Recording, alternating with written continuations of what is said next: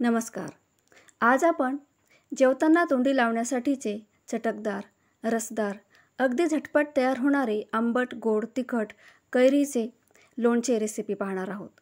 Recipe आवडल्यास like, subscribe अवश्य करा। कैरीचे झटपट लोणचे करण्यासाठी मी इथे 4 मध्यम आकाराच्या कैऱ्या स्वच्छ धुवून घेतलेल्या आहेत। कैऱ्या धुताना कैरीला लागलेला चीक व्यवस्थित काढणे गरजेचे आहे। त्यानंतर कैऱ्या कॉटनच्या कपड्याने अगदी व्यवस्थित पुसून घ्यायच्या आहेत। कैरीला जर ओलसरपणा राहिला तर लोणच्याला लगेचच बुरशी लागण्याची शक्यता असते। त्यानंतर लोणच्यासाठी कैरीच्या फोडी करून घेणार आहोत। त्यासाठी कैरीच्या देठाचा भाग काढून आपल्या आवडीप्रमाणे कैरीच्या फोडी करून घ्यायच्या आहेत। शक्यतोवर लहानच फोडी करायच्या, म्हणजे लहान फोडी लोणच्यामध्ये लवकर मुरतात। ह्याच पद्धतीने सर्व कैऱ्यांच्या फोडी करून घेतलेल्या आहेत। आता ह्या फोडींमध्ये 1.5 चमचा मीठ, अर्धा चमचा हळद आणि 3 चमचे काश्मीरी मिरची पावडर कैऱ्यांना चोळून 15 मिनिटांसाठी झाकून ठेवणार आहोत।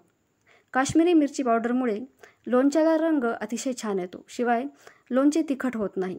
काश्मीरी मिरची पावडरच्या ऐवजी तुम्ही बेडगी मिरची पावडर देखील वापरू शकता। 15 ते 20 मिनिटे ह्या फोडी झाकून ठेवल्यामुळे फोडी मसाल्यामध्ये छान मुरतील आणि त्यांना पाणी सुटेल, त्यामुळे झाकून ठेवणे गरजेचे आहे। आता ह्या लोणच्यासाठी लागणारी फोडणी तयार करून घेणार आहोत। त्यासाठी मी इथे 4 चमचे तेल वाफ येईपर्यंत गरम करून घेणार आहे। तेल चांगलं गरम झालं की खाली उतरवायचं आणि पूर्ण कोमट करून घ्यायचं आणि कोमट तेलात 1 चमचा मोहरी, पाव चमचा मेथीदाणे आणि अर्धी वाटी मोहरीची डाळ टाकायची। मोहरीची डाळ नसेल तर मोहरीच्या डाळीच्या ऐवजी तुम्ही मोहरी मिक्सरला वाटून देखील वापरू शकता। त्याचबरोबर पाव चमचा हिंग टाकून आपली लोणच्याची फोडणी तयार आहे।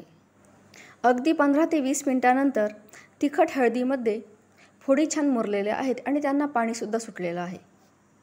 आणि आता ह्या मुरलेल्या फोडींमध्ये लोणच्याची फोडणी टाकून घ्यायची आहे आणि कैरीच्या फोडी आणि लोणच्याची फोडणी व्यवस्थित एकत्रित करून घेणार आहोत। त्यानंतर त्यात आवडीप्रमाणे गूळ टाकायचा। गुळाच्या ऐवजी तुम्ही साखरेचा देखील वापर करू शकता किंवा गूळ आणि साखर स्किप केली तरीसुद्धा चालेल। आता हे लोणचं तयार झाल्यानंतर लगेचच फ्रीजमध्ये ठेवलं तर त्यातले मसाले तेलामध्ये एकत्रित होणार नाहीत।